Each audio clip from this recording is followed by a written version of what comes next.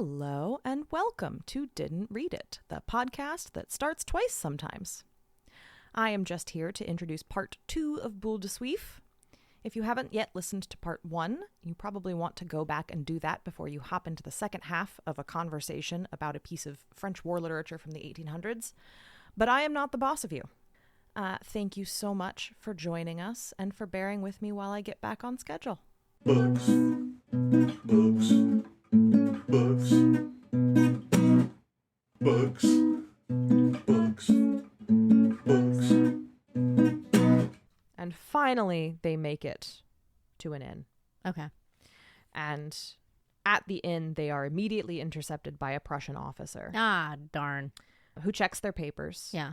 And Boule de Suif is immediately, furious.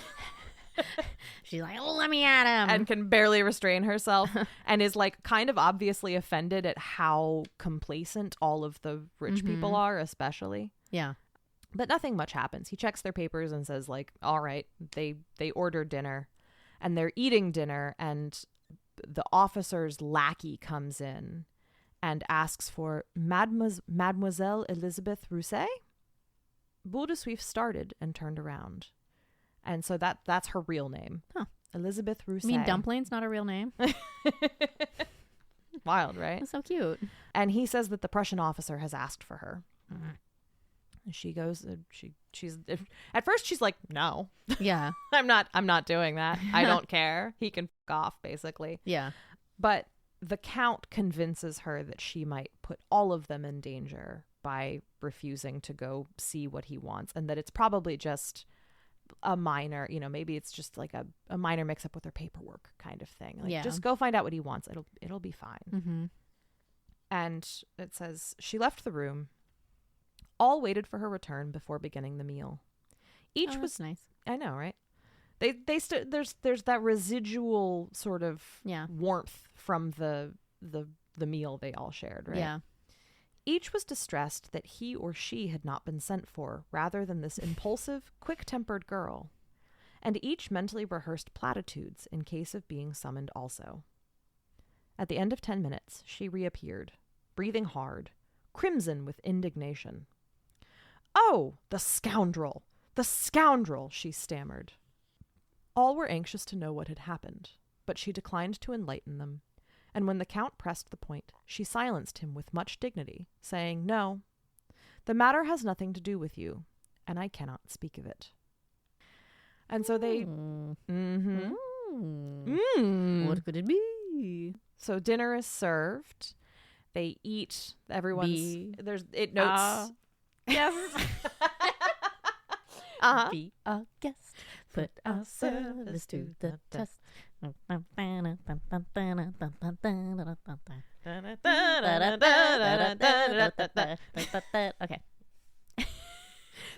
So we have that happens. There's a full song and dance number. That's what happens every time a French eats. People sit down to eat. Yeah. Yeah. If there's more than 2 of them. Yeah. They summon singing and dancing. The dishes. Cutlery and a candelabra. Yeah. And the feather duster is not quite sanitary at the dinner table, but she's so sexy. She's so... So she has to be there. Weirdly erotic subplot for a children's film. Yeah. That I feel like that movie is why I was like, oh, so sexy French maid is a thing, I guess. Yeah. Which is a fascinating thing to be making sure children are aware of. I was about to say, which came first? Sexy French maid fetish or the sexy dust? What is that called? Feather duster? Feather duster. She came first in your heart, in my opinion. Yeah. She birthed the genre. And as is standard, the innkeeper and his wife are eating with them too. Yeah. And there's a sort of an aside that Loiseau and the nuns are drinking cider because it's cheap. The rest of the upper classes order wine, and Cornudet demands beer. And it goes on about he drinks his beer in a special way, and it says, "He seemed to have established in his mind an affinity between the 2 great passions of his life, pale ale and revolution. Okay. And assuredly he could not taste the one without dreaming of the other. And I read that and was like, I know that guy. Yeah. I know that guy. That guy hangs out at like 5 or 6 breweries in town. Yeah. Like, there's entire businesses built around that guy. Uh-huh. So they're eating. The innkeeper and his wife. There's a repeating thing about the innkeeper who has some kind of breathing thing, and it's constant. Like de Maupassant is constantly talking about how he sounds like a broken down locomotive and other. It's just Poor guy. constant wheezing. Oh, no. I don't know what the implication is there. There's like a historical thing that You think there probably is one? I don't. Yeah. It's clearly an important characterizing detail. I'm just not sure like what it. Yeah. I French people in the 1870s are like, oh, yeah.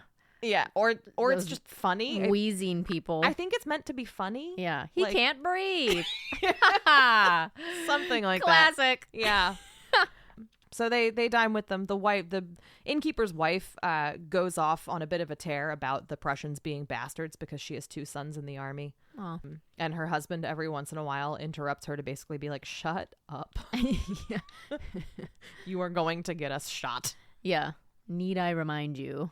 But she goes on and she kind of concludes her tirade by saying, really, these soldiers are of no earthly use. Poor people have to keep and feed them, only in order that they may learn how to kill. True, I am only an old woman with no education, but when I see them wearing themselves out, marching about from morning till night, I say to myself, when there are people who make discoveries that are of use to people, why should others take so much trouble to do harm? Really now, isn't it a terrible thing to kill people, whether they are Prussians or English, Poles or French? If we revenge ourselves on anyone who injures us, we do wrong, and are punished for it. But when our sons are shot down like partridges, that is all right, and decorations are given to the man who kills the most. No, indeed, I shall never be able to understand it. Exactly. Yes. Exactly. And Cornudet pipes up to say, war is a barbarous proceeding when we attack a peaceful neighbor, but it is a sacred duty when undertaken in defense of one's country. And she responds, yes, it's another matter when one acts in self-defense. But would it not be better to kill all the kings, seeing that they make war just to amuse themselves? Yes, it would. Yes, it would. Well, yes, it would, ma'am. And it says that he just responds, "Bravo, citizen." It was like, "Yes, queen.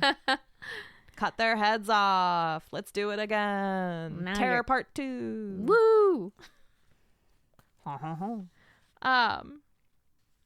And it says that Carl Lamadon goes into kind of a daydream about all of these soldiers and how essentially like how useful they would be if he could just put them to work manufacturing things. How can I make this profitable for myself? And then Loiseau excuses himself from the conversation because he's like bored with all this political stuff, Yeah. and basically starts trying to get one over on the innkeeper by selling him shit wine. Mm-hmm. He's like, I noticed your wine here. And he ends up selling him 6 casks of claret. So, Look, always be closing. and so everyone goes to bed. Claret, which now I know what it is thanks to your podcast. Ah, yes. Yeah. Happy to help. Claret? You were like, oh, God. You know what? Moving on. Wine. So everyone goes to bed, which is when we find out that Loiseau has a habit Oh, boy. of sending his wife to bed and then sitting at the door of his... It's implied that this is something he does like anytime he, I guess, travels or is in any group setting. Mm-hmm. He just sits at the door looking through the keyhole to discover what he calls the mysteries of the corridor. Okay. He's a little snooper. He is, yeah. Yeah. This is just a thing he does. Snoopy. For, Okay. for funsies. What a weirdo. Yeah. But, you know, that's how you get dirt on people that I guess you can then use against them. Yeah. Yeah. And it says that after about an hour, he sees Boule de Suif. looking more rotund than ever in a dressing gown of blue cashmere trimmed with white lace. Gorgeous. Carrying a candle. And it says, directed her steps to the numbered door at the end of the corridor, which I think must be like a bathroom. Possibly. It doesn't. It's a door. There's a door. She's leaving her room, and I think it must be like a. She's not necessarily going to somebody else's room. I don't think she's going to somebody else's room. It's very clear that she's not going to somebody else's room. I think she must be going to a go piss, girl. Yeah, some kind of lavatory. Who knows? Pooping. Or maybe I don't know what would be in the numbered door at the end of the hall, but whatever. The important part is she gets ambushed by Cornudet the leftist. Oh. Go to bed, people. Who follows her. And she... Oh, I guess... No, she must have been... She was, I don't know. She was out grabbing something and she's headed back to her room. Oh, okay. To her room. It doesn't say where she was. Maybe she was she must have been in the bathroom. We're just going to say she was in the bathroom. She was in the bathroom. I don't remember what 1870s plumbing is it was like off the top of my head. No.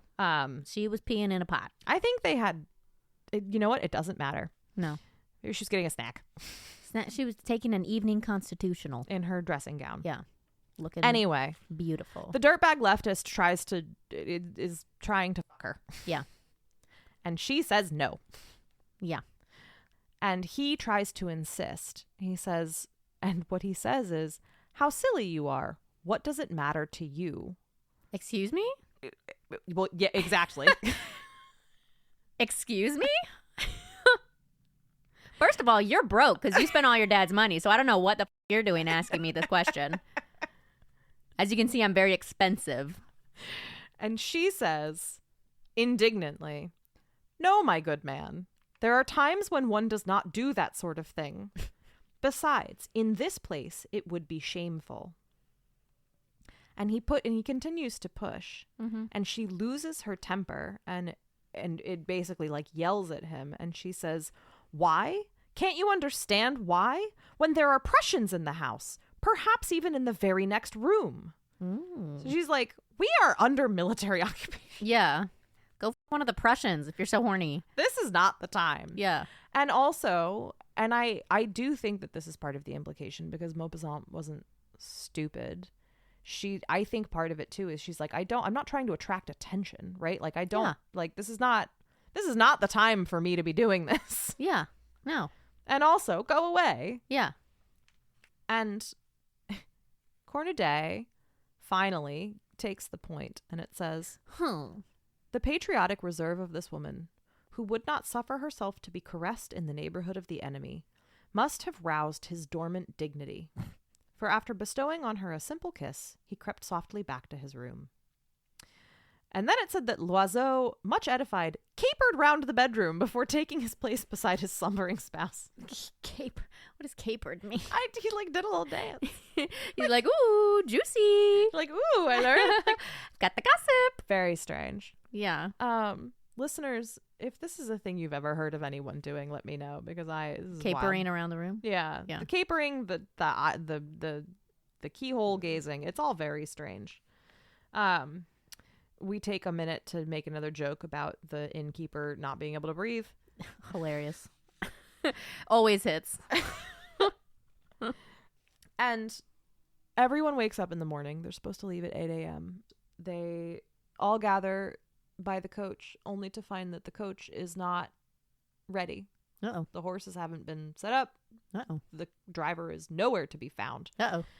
The men trot out into the town to try and find him. They're like, where did this dude go? Yeah. Oh my gosh. Is he dead?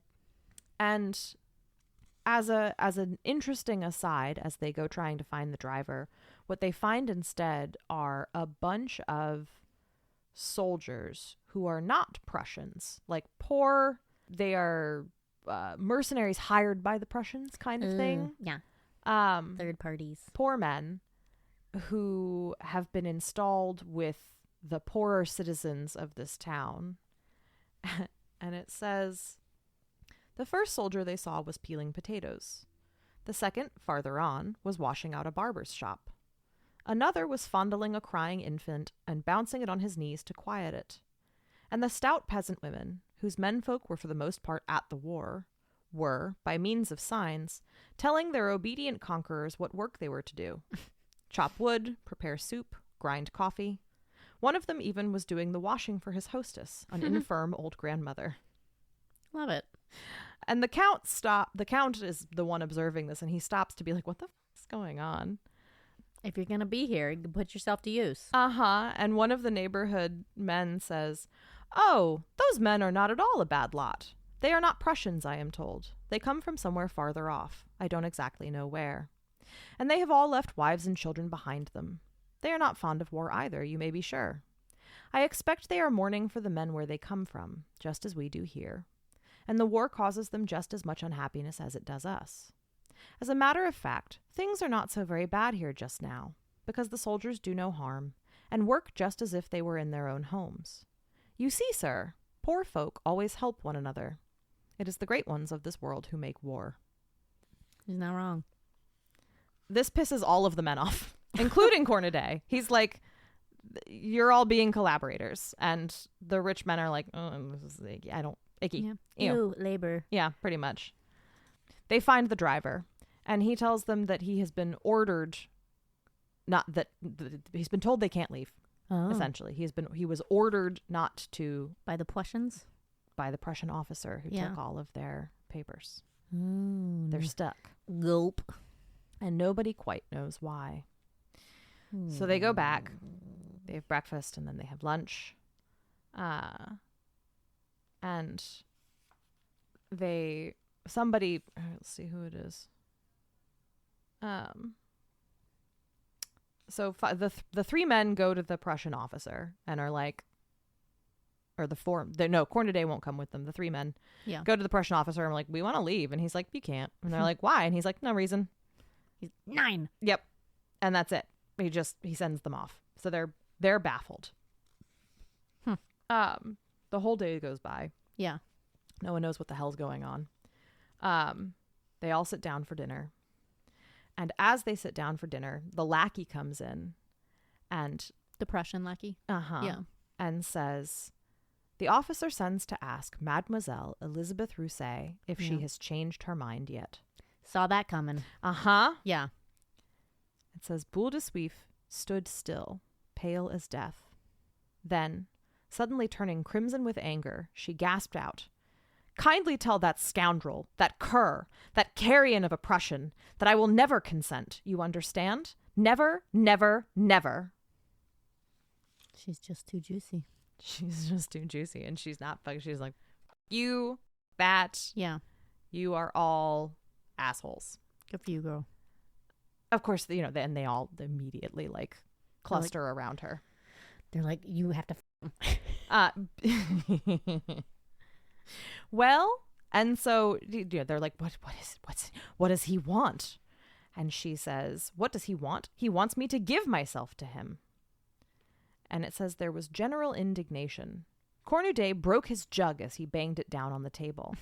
A loud outcry arose against this base soldier. All were furious. They drew together in common resistance against the foe, as if some part of the sacrifice exacted of Boule de Suif had been demanded of each. The Count declared, with supreme disgust, that those people behaved like ancient barbarians. The women, above all, manifested a lively and tender sympathy for Boule de Suif. What about the young wife? She loves doing that. Put me in, coach. I got this. We'll be on the road in no time. As a matter of fact, I'm going to stay here, actually. You guys go ahead. I'm going to make sure you guys go ahead. Don't worry about me. You take off. Yeah. I'm going to hang out. And finally, the nuns, who appeared only at meals, cast down their eyes and said nothing. Like sacre bleu. So they all eat. Everyone goes to bed. And as you predicted, it takes like 10 whole minutes for all of them to be like, she's got to fuck him, right? Like, yeah. We got to. So we all agree, right? It says, by lunch the next day, there's a general coolness toward her. For night, which brings counsel, had somewhat modified the judgment of her companions. Mm-hmm. In the cold light of the morning, they almost bore a grudge against the girl for not having secretly sought out the Prussian, that the rest of the party might receive a joyful surprise when they awoke. What more simple? Besides, who would have been the wiser? She might have saved appearances. What do you mean, who would have been the wiser? What? You're getting on the road and leaving. There's only one way that's going to happen. Everyone would be the wiser. You'd all be very wise. No, no one would be the. Who would be the wiser? Who would know? Who would know? It really, so much of this is just, it feels like the worst guy you know trying to get you to take him home from the bar. You know, Yeah. It's like, who would know? Yeah. It's fine. It's not a big deal. But none of them have yet admitted to each other that this is what they're all thinking. Yeah. The day goes by, and by evening, Loiseau finally snaps to the crowd. I guess she's not there, and he finally says, demands to know if that trollop were going to keep them waiting much longer in this godforsaken spot. You're already leaving the country. Just like kill the soldier and his lackey and just get out of there. Like, there's two of them. Well, and actually, Loiseau proposes that maybe they just bolt on foot.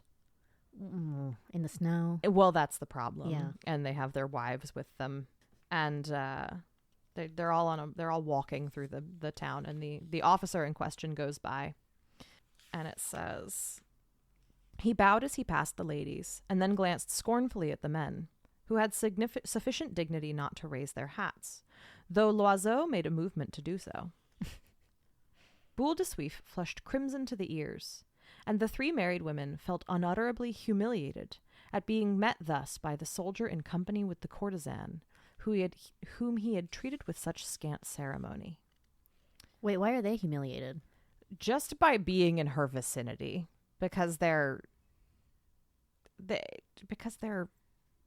very full of them. It's just the whole thing is tawdry. Yeah. But it says that then they began to talk about him, his figure and his face. Like, actually, he's like super hot. Yeah. I wish I could him. So Madame Carl Lamadon, who had known many officers and judged them as a connoisseur. Is that the young one? Yeah. Thought him not at all bad looking. Mm. She even regretted that he was not a Frenchman, because in that case he would have made a very handsome hussar, with whom all the women would assuredly have fallen in love. Yeah. She's like, I don't know. Have you considered that maybe he's hot, actually? I wish I were the one holding us hostage. Time is continuing to pass. They're all getting snippy with each other. They're all trapped in this inn. Yeah. For just question mark period of time. Assuming they also can't go back to Rouen. No, they're just... He won't let them leave the inn. Yeah. They're just trapped in this inn. Yeah. Full stop. Like, he has their papers. They're not leaving this hotel. In a better world, this would become a locked door murder mystery, but it doesn't. Yeah. So what's really missing here? Yeah. I would love to see someone rewrite this as a locked door murder mystery, or like do like an adaptation of it. Yeah. That would be fun. Anyway. This dude sucks. Boule de Suif, because again, they're just trapped and they're just like twiddling their thumbs. She decides to go to a baptism in the town. She's like, I want to go see a baptism. Sure. It had never occurred to me that a baptism was a thing that you could just show up at, but apparently that used to be totally normal. Just yay, congratulations. Pretty much, yeah. She's like, I'm gonna go. It actually says that she has a daughter, not like with her. Oh, she's a daughter that she's given away. Yeah. And she's like, oh, I'm gonna go see the baptism. Yeah. Think about my daughter. Oh. And the minute she's gone, it's Madame Loiseau who finally loses her shit and says, we're not going to die of old age here. Since it's that woman's trade to behave so with men, I don't see that she has any right to refuse one more than another. I may as well tell you she took any lovers she could get at Rouen, even coachmen. Yes, indeed, madam, the coachman at the prefecture. How does she know that? I know it for a fact, for he buys his wine off us. And now that it is a question of getting us out of a difficulty, she puts on virtuous airs, the drab. For my part, I think this officer has behaved very well. Why, there were 3 others of us, any one of whom he would undoubtedly have preferred. Mm-hmm. But no, he contents himself with the girl who is common property. He respects married women. Just think, he's master here. He had only to say, I wish it, and he might have taken us by force with the help of his soldiers. Slow down there, girl. She's like sweating. She's like, and then maybe he'd take us out of the room and Yeah. breathe. So there's a lot happening there. Yeah. Right? Like, yeah. A of all, Boule de Suif is a very expensive sex worker. Yeah. This much has been made clear. Yeah. She's not coachman. Yeah. That's clearly a lie. That's clearly bad gossip. She had like a house and a maid and everything. Yeah. Yeah. She wasn't taking any lovers she could get. No. She was making good money. Yeah. Having sex with Very rich people. rich people. Yeah. And yeah, this whole like he could have he could, He obviously wanted me, but I'm married, so it makes you wonder what conversations these 3 women have kind of been having like off page. You know what I mean? Yeah. Especially the young wife being like, he probably wanted one of us. Yeah. God, I wish. Yeah. God damn. And so they all get together, right? And the idea is that they're like, okay. She's at the baptism. If I were them, just leave her behind. Well, so what they try to. I wouldn't do that, for the record. I'm saying if I were them and a bad person. They try to be like, hey, can we just leave her? Mm-hmm. And the Prussian is like, no, none of you can leave until I get what I want.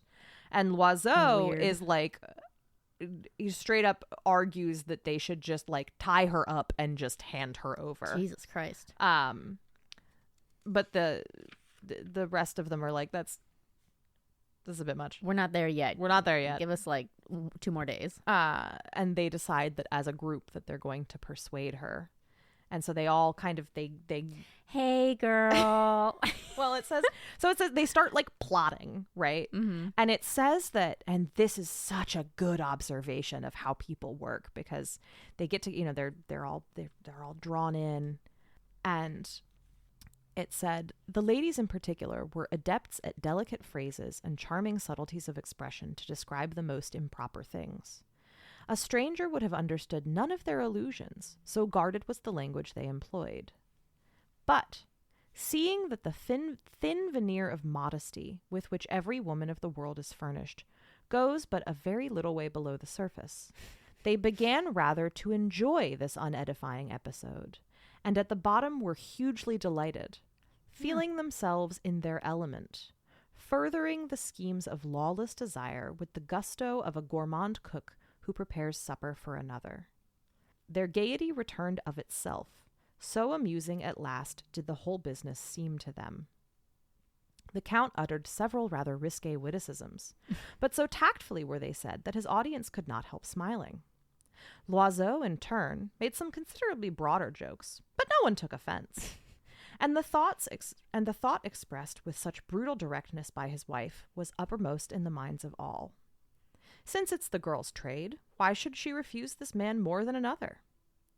Dainty Madame Carré-Lamadon seemed to think that even in Boule de Suif's place, she would be less inclined to refuse him than another. I would do it. I would totally do it. Uh-huh. But if I were in this position, I would definitely do it. But also, like, the fact that as soon as they sort of turn it into a group project, like, they all start having fun, right? Yeah. It becomes this, like, tee-hee little group caper. Yeah. And that is entertaining. Mm-hmm. And, like, Salacious. I know these, like, I have seen this happen, right? Yeah. Like, she stopped being a person to them entirely, like, immediately. It It's a took, game. It took no time. Yeah. And it says, the blockade was as carefully arranged as if they were investing a fortress. Each agreed on the role which he or she was to play, the arguments to be used, the maneuvers to be executed. They decided on the plan of campaign, the stratagems they were to employ, and the surprise attacks which were to reduce this human citadel and force it to receive the enemy within its walls. Good God. Yeah. Never described sex that way. Uh-huh. And also, like, I think the parallel here, right? With like, war. well, they've done absolutely nothing to defend Rouen. Like, they've done nothing to defend their actual homeland in the actual war they're in the middle of. And now they're actively turning over symbolic France to the enemy. And with gusto, like with military stratagems. Here's how we'll do it. Like they're so excited. The only one who refuses to participate is Cornudet, the dirtbag leftist. But it's not like he's stopping them either. He's just not. He just opts out.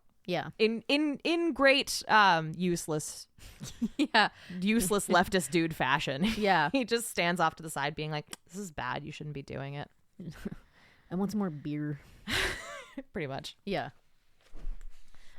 And so they spring their trap at dinner. Says as soon as they took their seats at the table, the attack began.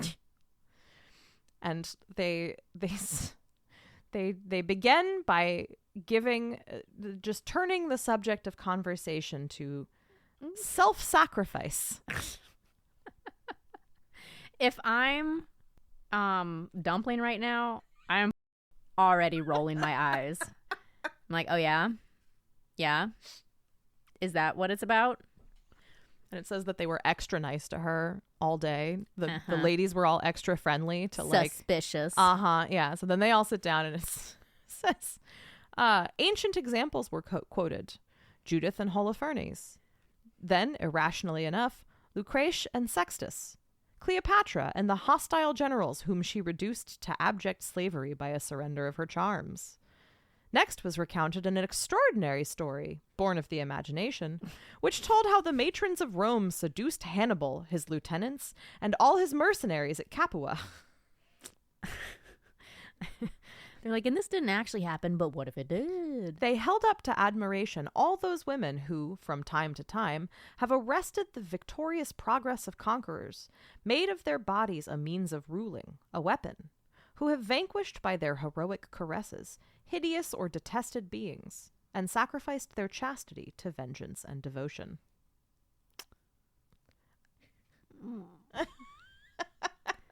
And does that apply here, though? Because you're actually just trying to leave the country. And they go on and on and on. And it says, a listener would have thought at last that the one role of woman on earth was a sacrifice of her virtue, a continual abandonment of herself to the caprices of a hostile soldiery. This is just a genre of romance lit. She says nothing. And they like... It's sort of implied that they all leave the meal being like, you just think about, ponder that one. Food for thought. Yeah. Lots to think about there. And just before their next meal, the lackey comes in and says, have you changed her mind? And she says, no. Yeah. And they're like, fuck. All right. Next meal. We got it. And the next meal starts awkwardly because Loiseau they don't say what, but makes some unfortunate jokes that it says kind of hurt their cause. And they've run out of good examples of self-sacrifice. Oh, you spent them all too soon. Yeah, they blew their wad. Yeah. And it says, the Countess, possibly without ulterior motive, and moved simply by a vague desire to do homage to religion, began to question the elder of the two nuns on the most striking facts in the lives of the saints. Now, it fell out that many of these had committed acts which would be crimes in our eyes, but the Church readily pardons such deeds when they are accomplished for the glory of God or the good of mankind. This was a powerful argument, and the Countess made the most of it. Then, whether by reason of a tacit understanding, a thinly veiled act of complacence, such as those who aware the ecclesiastical habit excel in, or whether merely as the result of sheer stupidity, a stupidity admirably adapted to further their designs. The old nun rendered formidable aid to the conspirators. They had thought her timid. She proved herself to be bold, talkative, and bigoted. Oh, okay. She was not She troubled. had opinions. Oh, yes. She was not troubled by the ins and outs of casuistry. Her doctrines were as iron bars. Her faith knew no doubt. Her conscience no scruples. She looked on Abraham's sacrifice as natural enough, for she herself would not have hesitated to kill both father and mother if she had received a divine order to that effect. Yeah. And nothing, in her opinion, could displease our Lord, provided the motive were praiseworthy. The Countess, putting to good use the consecrated authority of her unexpected ally, led her on to make a lengthy and edifying paraphrase of that axiom enunciated by a certain school of moralists: the end justifies the means. Then, sister, she asked, you think God accepts all methods and pardons the act when the motive is pure? Undoubtedly, madam. An action reprehensible in itself often derives merit from the thought which inspires it. Again, I don't think that this end is pure. And it just so transpires. The nun keeps going on and on and on. And once you start her, she doesn't stop. And we find out that the two of them are on the road because they are off to nurse soldiers with smallpox. And she apparently goes on at length about how every moment that they are detained, soldiers could be dying. That is a more worthy cause of smallpox, of just rich people trying to get out of the might country. have been saved. That's more compelling, at least, than the other ones. I mean, I would argue that I don't think the two of them are going to be nursing the soldiers alone. That's true. That's true. I'm just saying that makes the argument make more sense. They've laid it on pretty thick. Yeah. The meals of dinner ends, Mm-hmm. and there's like the nun finishes, and it sounds like everyone else just goes like, great, you know, Here. They just like back away from the table. They're like, no one say anything else. Yeah. Don't startle her. And then finally, the next day, the Count takes Boule to Suif for a walk. Mm-hmm. Like takes her, and remember, this is the top of the pyramid, right? These people are aristocrats. Mm-hmm. They are the most important. Mm-hmm. And he takes her for a walk. It says he takes her arm, which, like, big deal. Wow. In public. And it says he began talking to her in that familiar, paternal, slightly contemptuous tone which men of his class adopt in speaking to women like her, calling her my dear child, and talking down to her from the height of his exalted social position and stainless reputation. He came straight to the point. So you prefer to leave us here, exposed like yourself to all the violence which would follow on a repulse of the Prussian troops, rather than consent to surrender yourself as you have done so many times in your life? The girl did not reply. He tried kindness, argument, sentiment. He still bore himself as Count, even while adopting, when desirable, an attitude of gallantry and making pretty, even tender speeches.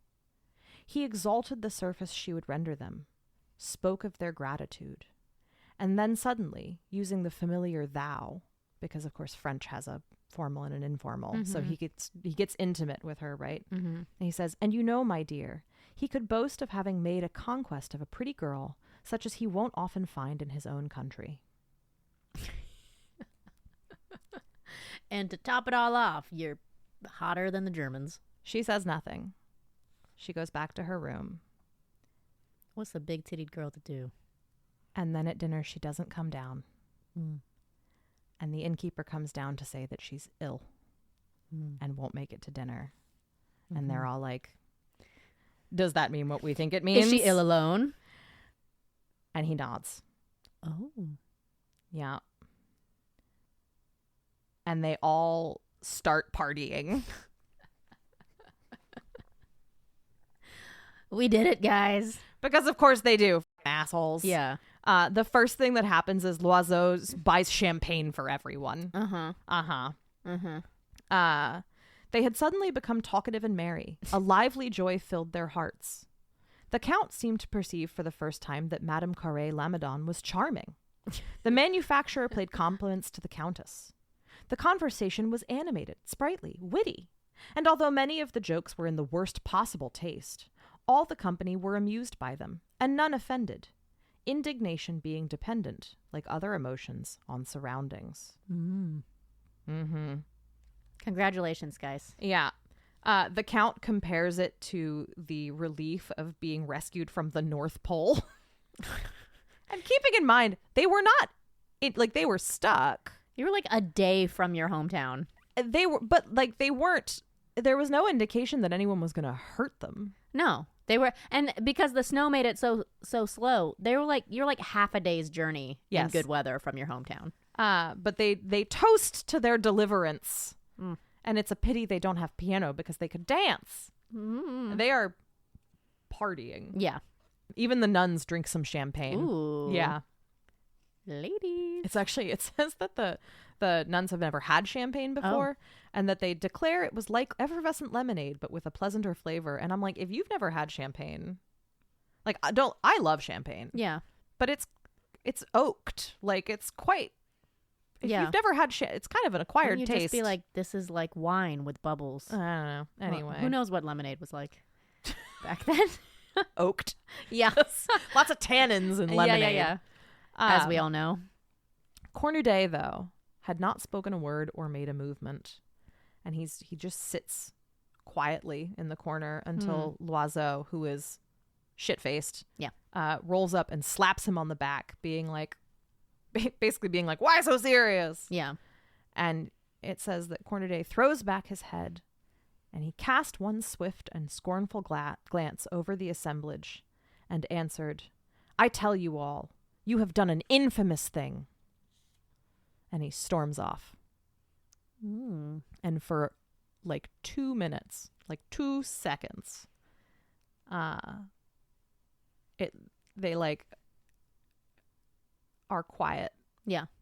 And then Loiseau says, really, he is too innocent for anything. And they all start partying again. Woo! What a naive baby. Yeah. To be upset about this thing that we've done, yeah. right? And they wind up basically being like, he's just mad he didn't get to have sex with her. He's just mad that the Prussian got to fuck her and he didn't. And the Prussian didn't like all of us. Which maybe he'll do next. Yeah. We can only hope. And so the party breaks up, and as they go to bed, Madame Loiseau, it says, who was nothing if not spiteful, remarked to her husband as they were on the way to bed that stuck-up little minx of a Carré Lamadon had laughed on the wrong side of her mouth all the evening. You know, she said, when women run after uniforms, it's all the same to them, whether the men who wear them are French or Prussian. It's perfectly disgusting. Wait, who said that to her? Madame Loiseau, who's the wife of the wine guy's the wine wife. guy's wife, is saying that about the young wife, young manufacturer's wife, who loves officers. Germans. Yeah. And so you can see, like, not only have they betrayed Boule de Suif, but now their temporary alliance is completely right. Yeah. Like they don't even need to be nice to each other anymore because they've accomplished their reason for being in cahoots is done. Exactly. Yeah. And so they're all just, it's the beginning of the kind of fracturing. They all go to bed shit-faced. And the next morning, except one guy's looking at the keyhole for an hour. Yeah. And then, everyone, first thing in the morning, everyone is, let's go. Yeah, they're dressed. The driver's there, and they're all waiting for Boule de Suif. And she appears, and it says, she seemed rather shamefaced and embarrassed, and advanced with timid step toward her companions, who with one accord turned aside as if they had not seen her. Oh my God. The Count, with much dignity, took his wife by the arm and removed her from the unclean contact. Bro. The girl stood still, stupefied with astonishment. Then, plucking up courage, accosted the manufacturer's wife with a humble "Good morning, madame," to which the other replied merely with a slight and insolent nod, accompanied by a look of outraged virtue. Everyone suddenly appeared extremely busy, and kept as far from Boule de Suif as if her skirts had been infected with some deadly disease. They hurried to the coach, followed by the despised courtesan, who, arriving last of all, silently took the place she had occupied during the first part of the journey. The rest seemed neither to see nor to know her, all except Madame Loiseau, who, glancing contemptuously in her direction, remarked in a loud whisper to her husband, "What a mercy I am not sitting beside that creature." The coach starts on its way. Mm-hmm. I thought you were about to be like the end. The women start, the three women The fancy start women. gossiping, chatting with each other in Yeah. a way that is very pointed, Mm-hmm. so as to not, like, they're mean girling her, right? Yeah. And the three men are doing the same thing. They're Yeah. all it says they're talking about it says that a word of their conversation was now and then distinguishable: shares, maturity, premium, time limit. Stonks. Stonks. Yeah. Yes. Loiseau and his wife start playing cards. The nuns start praying. And after about 3 hours, it says, Loiseau gathered up his cards and remarked that he was hungry. And so his wife gets out a piece of cold veal, and they both eat. And the Count and the Countess, you're just like, oh, we should do the same thing. And they get out their provisions. And the Carré Lamadons Now everybody has provisions. get out there's game pies, there's succulent game pies, Gruyere cheese, a sausage with garlic, even Cornudet has some hard-boiled eggs and some bread. Mm. And it's and there's a very hunger-inducing description of everyone's lunches. Yeah. And it says, Boule de Suif, in the haste and confusion of her departure, had not thought of anything. And stifling with rage, she watched all these people placidly eating. At first, ill-suppressed wrath shook her whole person, and she opened her lips to shriek the truth at them, to overwhelm them with a volley of insults. But she could not utter a word, so choked was she with indignation. No one looked at her. No one thought of her. She felt herself swallowed up in the scorn of these virtuous creatures, who had first sacrificed, then rejected her as a thing useless and unclean. Then she remembered the big basket full of good things they had so greedily devoured. Mm-hmm.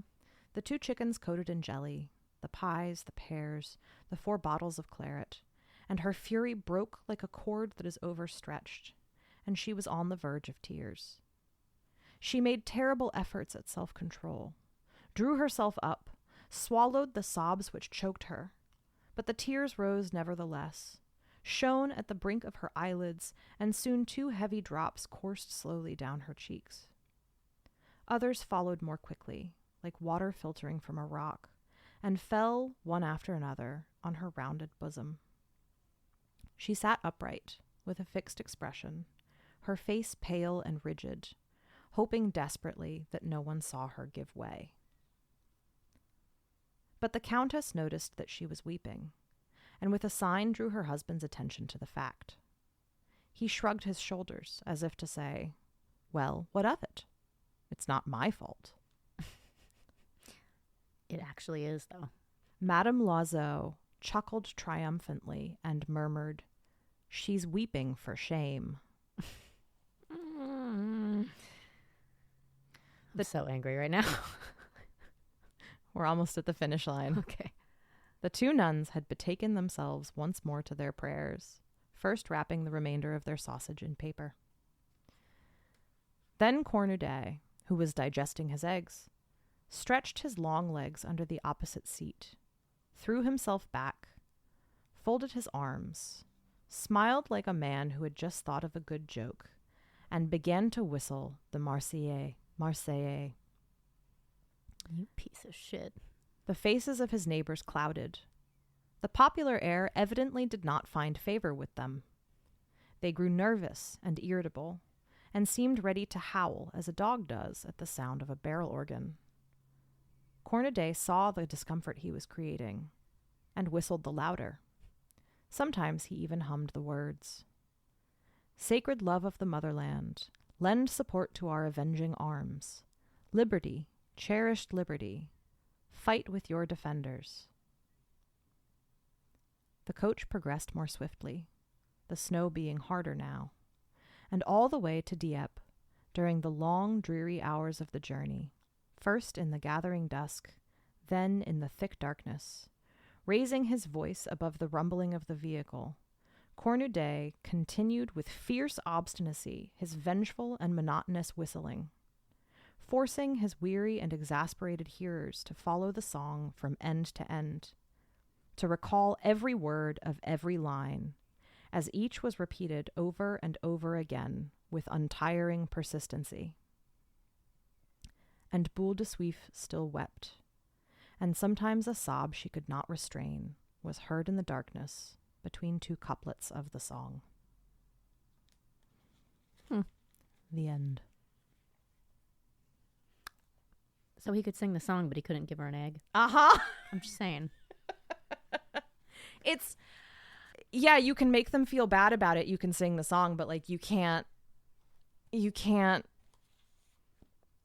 do her a piece something? of bread. Yeah, you can't stand up for like he's such He's a like, type. I'm helping. Well, he's such a type, right? He's a really well drawn, Yeah. like very specific kind of guy. Yeah. Who will come in after the fact to make sure that they feel bad, but won't do anything to help or to prevent. Yeah. At the time. Yeah. So what do you think? It's a great story. Yeah. That's very good. I love Dumpling. I'm so angry for her. Yes. I want to fight everybody for her. Yeah, I enjoyed it. It's very interesting. Yeah. I want to slap all the rich people repeatedly. Yeah. Ooh. Things don't change much, do they? No. Just the like use and abuse and throw away thing. Yeah. And the complacent, like the ultra complacent, like middle class and upper class who are the loudest about how much they're being inconvenienced by this conflict that is actually killing people. Yeah. You know, at the fringes of this story are all of these people who are really suffering. Yeah. Including her, right? I mean, this is an assault. This is rape, right? Yeah. And, like She's forced to do it. yeah, like She's being held hostage. and you know, we have the innkeepers whose sons are away at war, and then and we all have the all villagers. the people in the village who Yeah. have lost, you know, like people are dying, Kim. Yeah. No, you said it really well. You said it's inconvenience versus like actual harm. Yeah. And it's like, I'm sorry that this is like a little boring or slightly more difficult for you.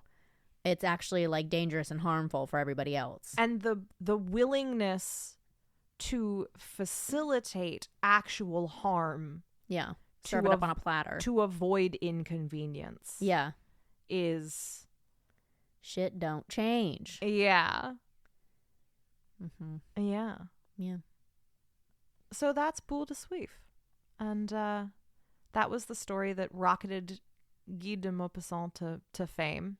Yeah. So it was received, obviously it was popular. Very. Yeah.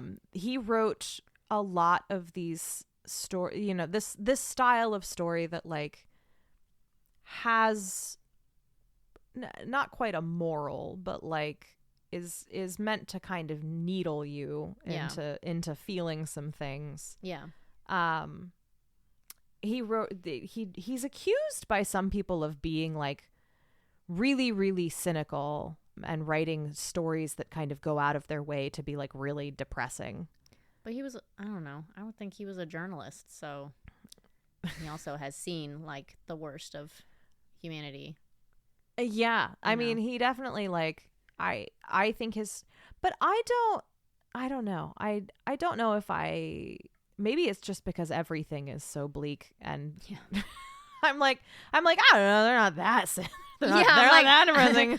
I'm like, it sounded, I don't know. I was like, she didn't die at the end. Yeah. Everyone's alive and they ate well. Yeah. So there's game pies. He had a very tragic life. Oh. So, this story is the one that really started his career and is like one of his earlier works and arguably one of his best.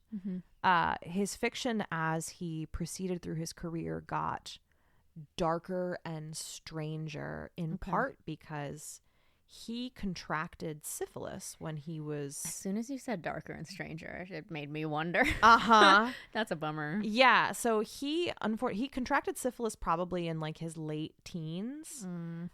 And God, it's one of those things that like it feels like such a Faustian. It feels like such a Faustian like bargain kind of thing where he like really not long after he suddenly became not just famous but like financially and socially like very successful. His syphilis became symptomatic. And he became increasingly ill sort of through the course of his 30s and wound up attempting suicide when he was like 42 because he was losing his mind and he knew he was losing his mind. So a lot of his later fiction is very hung up on like perception and he was apparently like seeing a body double of himself sitting at his desk. And what's interesting is when he was sort of raving at the end of his life, one of the things he apparently said was that something was eating holes in his brain, which is like literally what syphilis does. Like it is. You're correct. Like, it's like, oh God, very perceptive of you. And he did not succeed in committing suicide, but he died 18 months later. I did not realize that during this era, the sort of 1870s, syphilis was killing like 30,000 people a year in France. Syphilis killed a lot of people. A lot of people for a long time. Yeah. What a miracle that we can treat syphilis now. Oh, like, yeah. What a fucking miracle. Oh, for sure. But yeah, so it's a tragic story. Yeah. But he wrote a lot of He's a very good writer. Yeah. Excellent short stories. He was a protege of Flaubert. A name that I know, I can recall nothing about. Just another big famous Flaubert, yeah. And he was like buddies with Zola. Oh. So, he's got he was part of the... He's a big boy. He's a big boy. Yeah. And yeah, so, the Franco-Prussian War. Covered it. Got it. Yeah. In the books. The commentary around it, I'm sure that there's a lot of subtleties that I'm missing and stuff, but just like the parallels that he sets up, and you can tell, I feel like reading that contemporarily, knowing all the background info, having all the background info, it would hit very hard. I'm sure you'd just be left like, oh, damn. Yeah. Well, and it would have been considered quite scandalous. Yeah, I'm sure. Especially having a sex worker be the protagonist, essentially, and de Maupassant is sometimes criticized for kind of having a hooker with a heart of gold complex. Oh, for sure. Like she's like very uncomplicated, unnuanced. Like she's just a little angel. Well, and not just in this story, Yeah. like in a lot of his stories. Yeah. But honestly, like... That's how he got syphilis. Well, yes. Yeah. Straight up. Yeah. But also, like, I don't know, man. Of all of the tropes in fiction, I'm like, sex worker with a heart of gold is, I never minded that one that much. just let it happen. It's fine. Yeah. It's fine. There's really nice and really mean people in every facet of life. Yes. You know, you'll find people with hearts of gold and find people with like icky, yucky hearts, like everywhere. Yes, exactly. Yeah. You know what? We can keep that one. Let's hold on to it. I'm Sure. fine with it. Yeah. Maybe we all strive to be someone with a heart of gold, Yeah. a sexy, juicy person Yes. with a vast bosom. Be the dumpling with a heart of gold Be you the wish to see in the world. Exactly. More of that.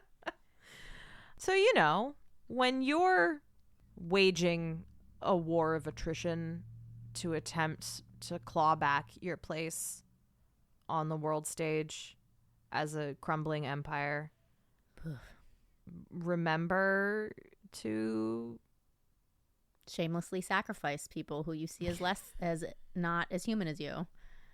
It'll move it along faster. Yeah. Yep. And then completely ignore them afterwards. Yeah. Remember that when wars are being fought, if you are not a rich person, that the people in power just want to feed you to the machine, The blood machine. for their own Enrichment, safety, and comfort and convenience. Yes. And not even for their own self-protection in like a meaningful way. Like literally just for their own convenience. Yeah. They will throw you to the wolves. Well, it is interesting to think about, not to like open a whole can of worms, but to think if you parallel this to today, thinking about, for example, European wars where you are fighting with your neighbor. Mm-hmm. That is something that we as Americans, present day Americans, are not familiar with. We Yeah. only kill people. We only murder people halfway around the world. Correct. And so that we can forget about it and tune it out Yes. and pretend like it's not happening. And And- that adds a whole different dimension to it. And we're really good at it. Unfortunately. Yeah. We're very good at throwing people to the Prussians Yeah. for our own convenience. Yeah. We're really good at setting up dumpling with the Prussian officer. We're kind of the best at it, actually. Yeah. Our plans and plots over the dinners are really working. Yeah, and we have a great time doing it. Yeah. Which is the thing that sticks with me about this story so much is the way that he, and I get like, if I recommend reading it because obviously there are always like nuances that are never going to make it into the podcast, and the way that he draws out the kind of like mean girliness and the almost like childish glee of the plotting and the scheming and how much like fun they're having Yeah. with all of it Yeah. is so chilling and so accurate. Like it is. Look, you and I both grew up in like Northern Virginia, and I spent a lot of time around like very rich people who believed themselves to be left of center, who believed themselves to be progressive, Yeah. and who would have like events about these things, and just the glee of, you know, they would just have like so much fun Yeah. accomplishing nothing Yeah. and tell themselves that they were doing it because it was like the good and right thing to do. Mm-hmm. And he draws, nails he it. illustrates that very well. Human behavior doesn't really change. No. Yeah. Yeah. Fight the good fight. Kill the Prussian officer. Yeah. He has another. They could have gotten out of town a long time ago if they just killed the Prussian officer. Just kill the Prussian officer. Just saying. There's another short story that he wrote that could almost be that can be read as almost like a companion piece to this one, that is about a sex worker who intentionally infects Prussian soldiers Yeah. with syphilis Hell yeah. Yes. as revenge. Hell yes. I support this person. So, you know, direct action. Exactly. Use what you got. Use what you got. Don't be the Count and Countess. Don't be Loiseau. And don't be Cornaday. Like, get some balls. Yeah. Do something. Do something. Stand up for what you believe in.